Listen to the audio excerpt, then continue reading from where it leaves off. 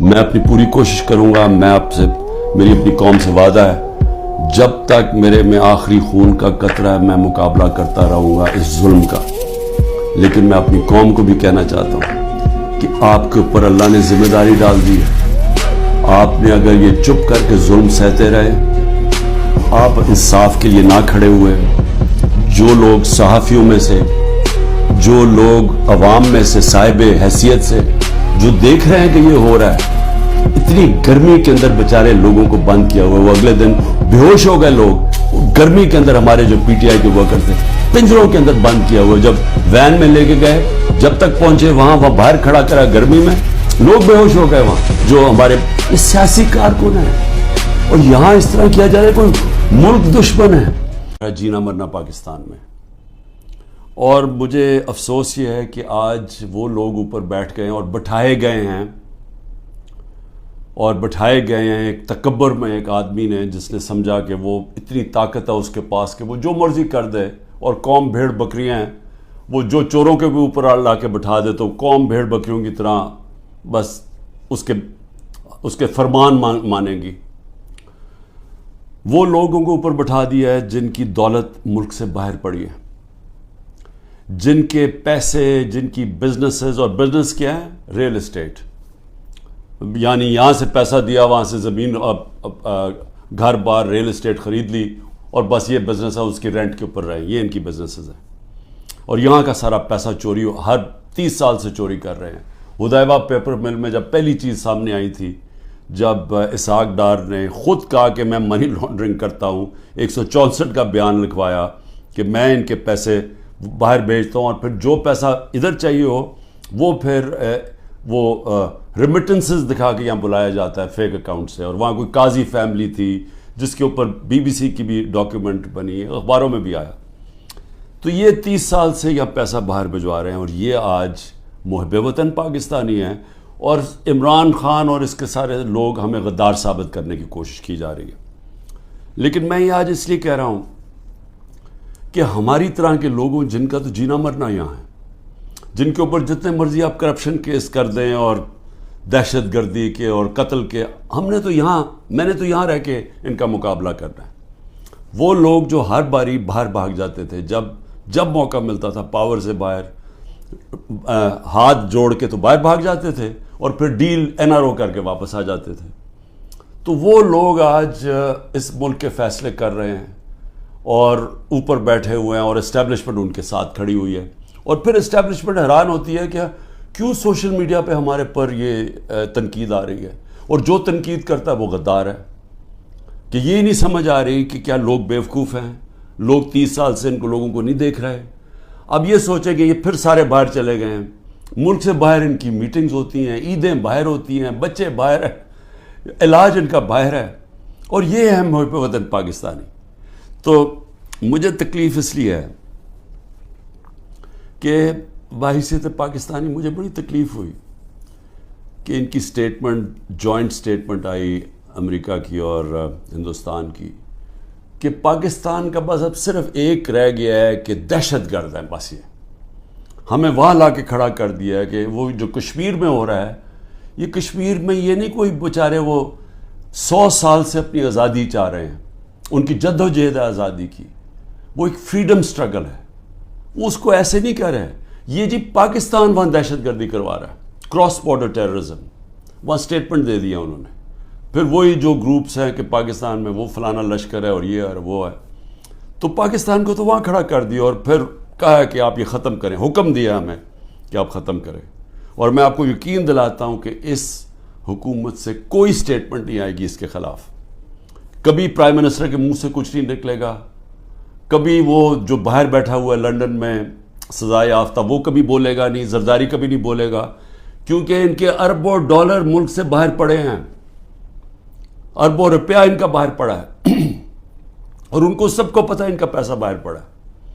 جب آپ کا وہ جب بھی چاہیں ان کے قانون ہیں, وہ سارے ان کی ایجنسیز پتہ چلوا لیتی ہیں کہ کس کا کیا پیسہ پڑا. اور یہ جب جواب نہیں دیتے اور یہ سمجھتے ہیں کہ ہم جناب ان کے جب جوتے وغیرہ پالش کریں گے تو وہ ہمارے سے بڑے اچھے ہو جائیں گے, اور بلاول بھٹو کی پتہ نہیں کتنے اس نے اربوں روپیہ خرچ کیا اپنے دوروں کے، ہر دوسرے دن امریکہ گیا ہوتا تھا. انہوں نے بھی بڑی خدمت کی ہے، سب وہاں ان کو خوش آمد کرنے میں آگے آگے تھے. تو یہ نتیجہ ملا ہے کہ آج وہ جن کی 14 مہینے سے یہ خدمت کر رہے ہیں، انہوں نے ان کے اوپر ایک ایسی سٹیٹمنٹ دی ہے کہ پاکستان کی حیثیت بتا دی ہے.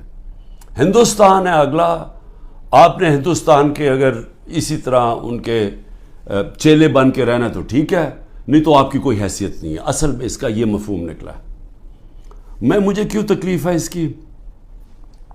کیونکہ میں سمجھتا ہوں کہ یہ ہمارا جو ملک تھا، یہ جس تیزی سے اوپر جا رہا تھا، آپ 60 کی دہائی میں ذرا دیکھیں پاکستان کیسے تیزی سے اوپر جا رہا تھا. ہم جب اسٹوڈنٹس تھے پاکستان میں، اسکول میں پڑھتے تھے، تو ایک کانفیڈنس تھا. میں جب 70 کی دہائی میں کرکٹ کھیلنے گیا ہندوستان، تو وہ ہمیں اور طرح دیکھتے تھے، ان کو پاکستان کمپلیکس تھا، ہم ہر طرح آگے تھے ان سے. پاکستان کی مثال دی جاتی تھی 60 کی دہائی میں کہ ڈیولپمنٹ ماڈل دیکھیں پاکستان کا کتنی تیزی سے ترقی کر رہا ہے. ہمارے اوپر بلکہ ایک کتاب بھی کسی نے لکھی تھی کہ ایشین میریکل، کہ یہ وہ جو ملک ہے جو سب سے تیزی سے ایشیا کا کیلیفورنیا بننے جا رہا ہے. میرے ساتھ ملیشیا کے شہزادے پڑھتے تھے آگے ہمارے ساتھ HSN میں، یا سارے مڈل ایسٹ سے پاکستان کی یونیورسٹیز میں اسٹوڈنٹس پڑھنے آتے تھے. پاکستان کے اندر ایک ہوپ تھی، کانفیڈنس تھا. 70 کی دہائی میں جیسا میں ہندوستان گئے تو وہاں میں اور طرح دیکھتے تھے. 80 کی دہائی میں بھی ہم جب میچ کھیلنے جاتے تھے تو جب واپس آتے تھے پاکستان تو لگتا تھا کہ غریب ملک سے امیر ملک میں آ گئے ہیں. میں 80 کی دہائی کی بات کر رہا ہوں، یہ زیادہ دیر کی بات نہیں ہے. جب سے یہ دو خاندان آئے ہیں، 90 کی دہائی سے ہم پیچھے رہنا شروع ہوئے. یہ پیسہ بنانا شروع ہو گئے، ملک پیچھے جانا شروع ہو گیا. اور پہلے ہندوستان ہمارے سے آگے نکلا 90 کی دہائی میں، اور اس کے بعد بنگلہ دیش آگے نکل گیا. جس بنگلہ دیش کو ہم کہتے تھے ایسٹ پاکستان، بوجھ ہے ہمارے اوپر، ہم امیر ہیں، وہ غریب ملک ہیں، وہاں سائیکلون آتا ہے تو ہمارے اوپر ہمیں ان کے پیسے دینے پڑتے ہیں. یہ میں اپنے کانوں سے باتیں سنی ہوئی ہیں. بنگلہ دیش بھی آگے نکل گیا. اور آج یہ حالات ہیں پاکستان کے کہ مجھے افسوس سے کہنا پڑتا ہے کہ ہر دنیا کے جو نیچے وہ ملک جو ایک وقت پہ پاکستان کو دیکھا کرتے تھے ماڈل آف ڈیولپمنٹ، ہم سب سے نیچے اب جا رہے ہیں تیزی سے. اور سب سے جو افسوسناک بات مجھے کیا لگتی ہے، مجھے یہ آگے جو خوف آ رہا ہے کہ اگر ہم نے ابھی اپنا راستہ نہ بدلا اور جس راستے پہ یہ لے کے جا رہے ہیں، یہ جو فیشسٹ رجیم اوپر بیٹھی ہوئی ہے، جس تیزی سے ہمیں اس طرف لے کے جا رہے ہیں، آگے بالکل ہی امید ختم ہونے والی ہے اور یہ بربادی کی طرف ملک جا رہا ہے. میں آپ کو قرآن کی آیت بتا دوں کہ اللہ نے قرآن میں کہتا ہے کہ میری زمین پہ نکل کے دیکھو کتنی قومیں میں نے تباہ کی جو میرے حکم پہ نہیں چلے. اب میرے پاکستانیوں، یہ میں بار بار آپ کے سامنے بات کہہ بیٹھا ہوں، لیکن میرا کام ہے ایک وہ آدمی جو پاکستان کے ساتھ بڑا ہوا ہے، جس کا جینا مرنا اس ملک میں ہے، یہ میں آپ کو بار بار یہ بات بتاتا جاؤں گا کہ ہم اس وقت بالکل تباہی کی طرف جا رہے ہیں. جب میں نے ڈائلاگ کا بھی بات کی کہ جی اسٹیبلشمنٹ آرمی چیف سے ڈائلاگ کرو، وہ مجھے کوئی فکر نہیں ہے کہ میرے عمران خان کو کسی کی ضرورت ہے، یا میں کسی کے کوئی خوف زدہ ہوں، یا میں یہ سمجھتا ہوں کہ بڑا پریشر ہے تو میں اس لیے ڈائلاگ کروں.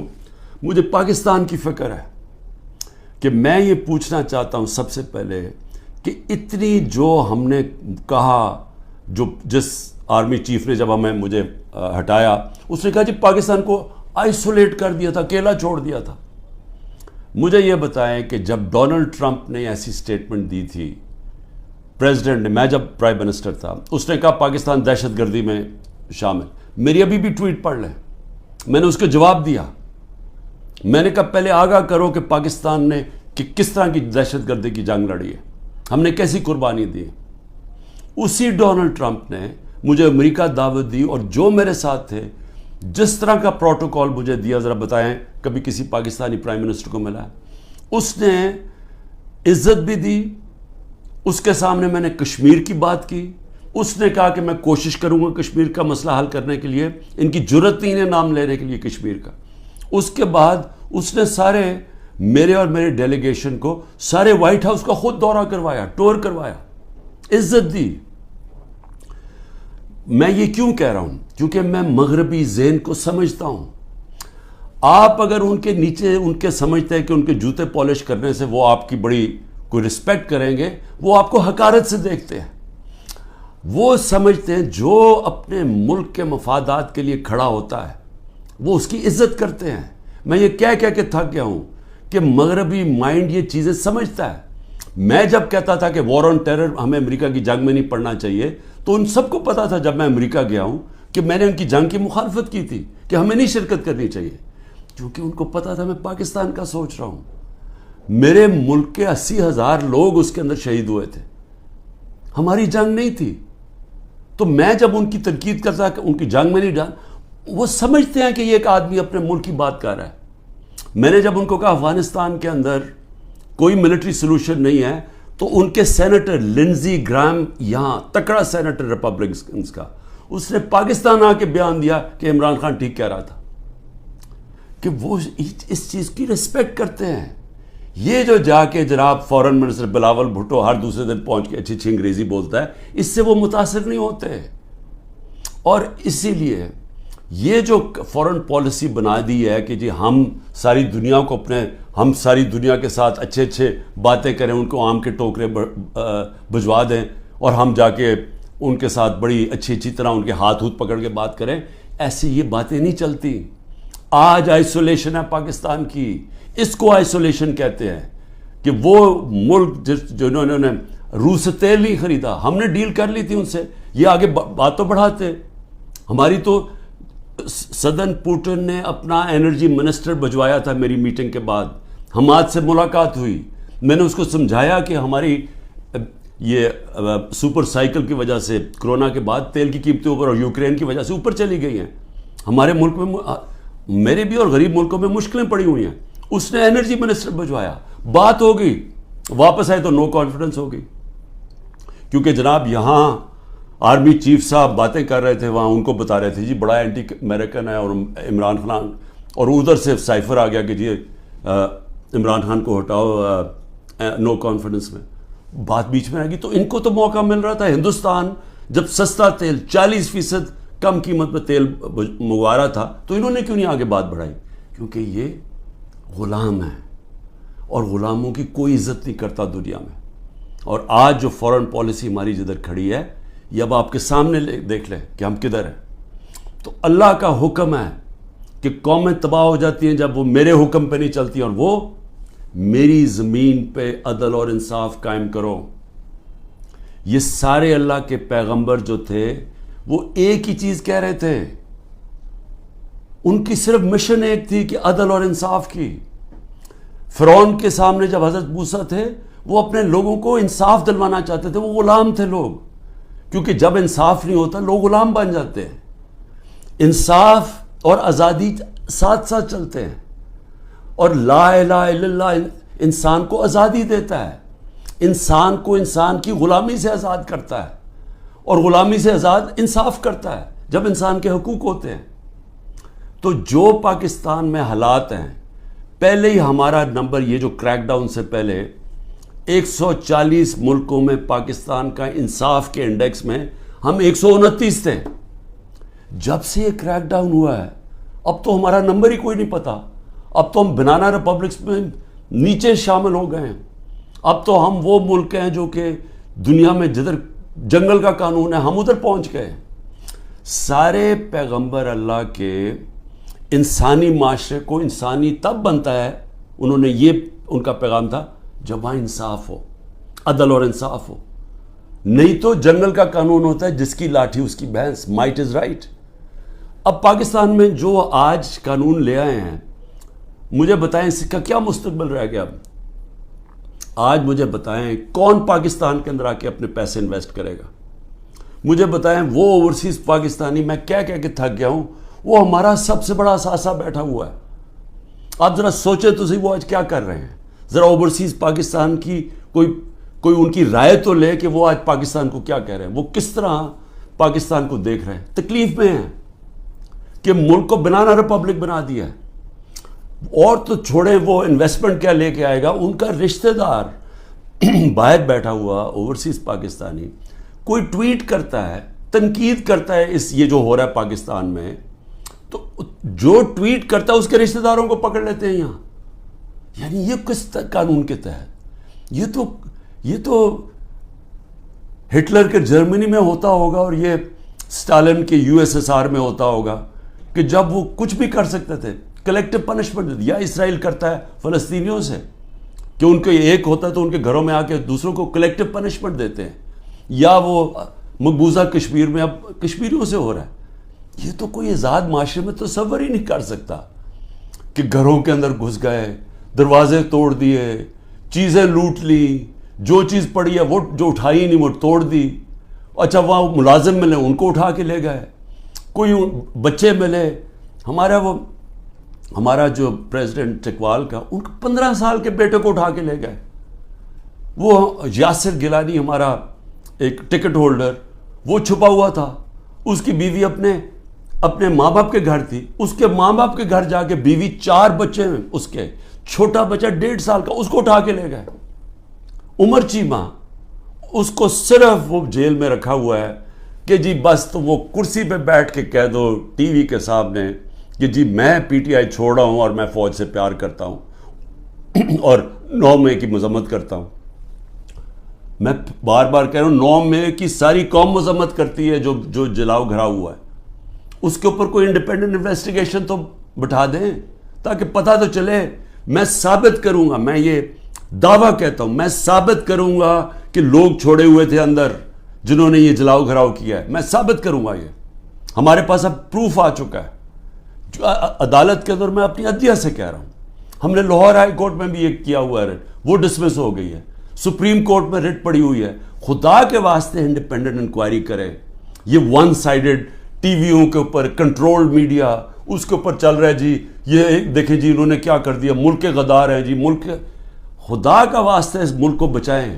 یہ جو لوگ 10,000 لوگ جیلوں میں ڈالے ہوئے ہیں یہ پولیٹیکل ورکرز ہیں, اور ان سے جو ہو رہا ہے جیلوں کے اندر یہ ساری دنیا دیکھ رہی ہے, سارے بیرون ملک پاکستانی دیکھ رہے ہیں, اور وہ انہوں نے بچانا ہے اس ملک کو.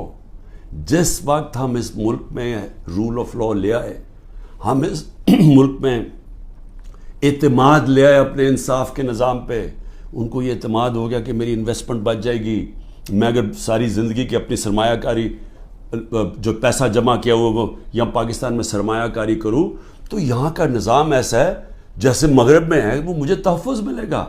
کمزور کو یہ فیلنگ ہو جائے کہ طاقتور سے اسے تحفظ ملے گا. یہ نہیں ہوگا پاکستان میں, جو طاقتور جو مرضی چاہے کرے اور کمزور بیچارہ بے حس ٹکرے کھاتا پھرے کچہریوں کی اور تھانوں کی. وہ کوئی پیسہ نہیں آنے لگا یہاں اس ملک میں, اور آئے گا ہی ملک تب, یہ بچے گا ہی تب جدھر آج پہنچ گیا ہے, جب ہمارا سب سے پہلے بیرون ملک پاکستانی انویسٹ کرے گا, سرمایہ کاری کرے گا, پھر باقی دنیا آئے گی. جس طرح چائنا اور ہندوستان میں ہوا تھا, انہوں نے جب اپنی اکانومیز کھولی تو پہلے ان کے اپنے لوگوں نے جو باہر بیٹھے ہوئے تھے انہوں نے انویسٹمنٹ کی. وہی ہے جو پاکستان کا اس دلدل سے نکالنے کا ہے. لیکن یہ جو نظام ہے یہ تو مزید اور ہمیں ادھر لے کے جا رہا ہے کہ جدھر نریندر مودی کہہ رہا ہے کہ جی اپنے بوجھ پہ گرنے لگا پاکستان. تو ابھی تک تو کوئی ہوش کریں ہم کہ ہم جا کدھر رہے ہیں. آپ کے پاس روڈ میپ بھی کسی کے پاس نہیں ہے. یہ چوروں کے پاس کیا روڈ میپ ہوگا؟ 30 سال سے تو چوری کر رہے ہیں. یہ جو دبئی بھاگ جانے انہوں نے, میں آپ کو لکھ کے دیتا ہوں کہ 90% میں سے ملک سے باہر بھاگ جائیں گے. میں الیکشن سے پہلے کہتا ہوں ان کو ECL کے اوپر ڈالو تاکہ ان کو یہاں رہنا پڑے, بعد میں ان کو سننا پڑے کہ انہوں نے جو کیا ہے, انہوں نے ان کے جو 1100 ارب روپے کے کرپشن کے کیس معاف کروائے ہیں انہوں نے. ایک طرف لوگ بھوکے مر رہے ہیں, یہاں فیکٹریاں بند ہو رہی ہیں, تاریخی مہنگائی ہے, 38% پہ مہنگائی ہے ملک کی تاریخی. جب ہمارے اگینسٹ شور مچا رہے تھے تب تو 12% مہنگائی تھی, آج 38% پہ ہے. تو ان سے کوئی سوال تو پوچھے گا تم نے کیا کیا ملک کا. اور یہ جب ان سے کوئی یہ پوچھے کہ 1100 ارب روپے کا ایک غریب ملک کے ٹیکس کے کیسز معاف کروا دیے. یہ جو نیب جس کا 1 پوائنٹ ایجنڈا ہے کہ کسی طرح ہمارے مخالف یعنی عمران خان اور ان لوگوں ہمارے اوپر کرپشن کے کیسز کریں, اور جب تک میرے جو لوگ وہ یہ نہیں کہہ دیتے کہ جناب ہم آج پی ٹی آئی چھوڑ رہے ہیں, اچھا پی ٹی آئی چھوڑ جو سارے گناہ معاف, آپ کے دہشت گردی کے کیسز بھی معاف, سب کچھ معاف, صرف آپ نے کہہ رہے ہیں کہ ہم تحریک انصاف چھوڑ رہے ہیں. یعنی یہ کوئی انصاف ہے؟ یہ تو بنانا ریپبلکس میں بھی ایسے نہیں ہوتا. یہ تو ہماری عدلیہ کا مذاق اڑایا جا رہا ہے, ہماری پولیس کو تباہ کیا جا رہا ہے. جو پولیس ہے, آپ جب پولیس کو یہ موقع دیتے ہیں کسی کے گھر توڑ کے صبح کے 3 بجے جا کے گھر تباہ کر دیں اور لوٹ لیں اس کو, تو کیا پولیس ٹھیک رہ جائے گی؟ دنیا جس پولیس کا کام ہے حفاظت کرنا لوگوں کی جان اور مال کی, اس کو آپ کہہ رہے ہیں کہ لوگوں کا مال لوٹو جا کے, اور بزنس بنی ہوئی ہے. ہاں جی جیو فینسنگ میں آپ کا نام آ گیا, اچھا جی آ جائیں آپ کو, کیونکہ نامعلوم افراد میں انہوں نے 20,000 کے نام دے دیے, کسی کو بھی پکڑ لیں, اسے کہتے ہیں اچھا جی آپ کا نام آ گیا. 15 لاکھ ہے گوئنگ ریٹ, وہ پولیس والے کو اگر 15 لاکھ نہیں دیتے پھر بات چیت ہوتی ہے اچھا جی 20 لاکھ پہ فارغ کر دیں. تو یہ تو پولیس ختم کر رہے ہیں, اور یہ ساری ملک کے اندر جمہوریت ختم کی جا رہی ہے صرف اس لیے کہ یہ جو سیٹ اپ ہے یہ بچ جائے اور عمران خان اور پی ٹی آئی باہر رہ جائے.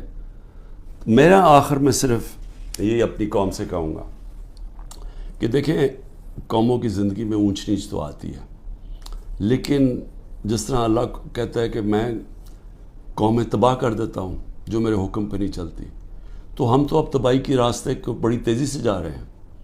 جو نریندر مودی کی سٹیٹمنٹ میں مجھے تکلیف ہوئی ہے کہ اپنے بوجھ کے تھلے گر رہا ہے پاکستان, تو اگر تو ہم نے اسی طرح چلتے رہنا ہے تو پھر یہ نہ سمجھنا کہ وہ اللہ اوپر سے مدد کر دے گا اور ہم کچھ نہ کریں, کیونکہ اس نے تو واضح قرآن میں کہا ہوا ہے کہ میں کبھی کسی قوم کی حالت نہیں بدلتا جب تک وہ خود اپنی حالت بدلنے کی کوشش نہیں کرتی.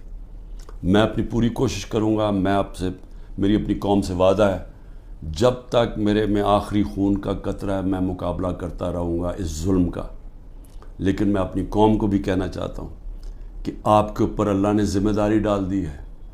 آپ نے اگر یہ چپ کر کے ظلم سہتے رہے, آپ انصاف کے لیے نہ کھڑے ہوئے, جو لوگ صحافیوں میں سے, جو لوگ عوام میں سے صاحب حیثیت سے جو دیکھ رہے ہیں کہ یہ ہو رہا ہے, اتنی گرمی کے اندر بیچارے لوگوں کو بند کیا ہوا ہے, وہ اگلے دن بے ہوش ہو گئے لوگ, وہ گرمی کے اندر ہمارے جو پی ٹی آئی کے ورکرز تھے پنجروں کے اندر بند کیا ہوا ہے. جب وین میں لے کے گئے, جب تک پہنچے وہاں باہر کھڑا کرا گرمی میں, لوگ بے ہوش ہو گئے وہاں, جو ہمارے اس سیاسی کارکن ہیں. اور یہاں اس طرح کیا جا رہا ہے, کوئی ملک دشمن ہے. کبھی اپنی سیکیورٹی فورسز دیں, اپنے لوگوں سے یہ نہیں کیا جو آج ہمارے ساتھ ہو رہا ہے. یہ تو ایسے سمجھ رہے ہیں کہ یہ کوئی باہر سے کوئی فورسز آئی ہوئی ہیں, ہمیں یہ ساری پولیس اور یہ سیکیورٹی ہم اور رینجرز ہمارے نہیں ہیں. یہ لگ رہا ہے کہ یا ہم کہیں باہر سے آئے ہوئے ہیں یا وہ آئے ہوئے ہیں, کیونکہ اپنے لوگوں سے تو کوئی ایسے نہیں کرتا. لیکن جو چپ کر کے یہ ظلم دیکھتے جا رہے ہیں, یاد رکھیں کہ یا تو پھر آپ نے پلان بنایا ہوئے ملک چھوڑ کے باہر جانے کا, جو کہ نا امیدی میں اور یہ حالات دیکھ کے 9 لاکھ لوگ ملک پروفیشنل ملک چھوڑ کے چلے گئے. وہ جو سب سے قیمتی لوگ ہوتے ہیں ملک کے لیے, جن کو ساری دنیا میں ویزا مل سکتا ہے, وہ تو ملک چھوڑ کے چلے گئے ہیں. اور جو بیچارے باقی رہ گئے ہیں, آپ ہر کشتی میں جب آپ ڈوبتے ہیں یہ سمندر میں, یہ جو اللیگل امیگرنٹ جنہوں کہتے ہیں, یہ جو ویزے کے بغیر لوگ جاتے ہیں, تو اس میں پاکستانی ہوتے ہیں. جس طرح یہ جو گریس کے جو سمندر میں یہ جو حادثہ ہوا ہے, 300 پاکستانی بیچارے وہاں ڈوب گئے. اور وہ پاکستانی جنہوں نے اپنا سب کچھ بیچ بوجھ کے قرضے لے کے گئے تھے کہ جی ہم ان ملکوں میں جائیں گے جہاں انصاف ہے, جہاں خوشحالی ہے, کیونکہ ہمارے ملک میں تو نہیں ہے. تو اس لیے سب کو میں یہ آج کہہ رہا ہوں, ہمارے اوپر سب پہ ذمہ داری ہے. اللہ نے ظلم کے خلاف جد و جہد کو جہاد کہا ہے.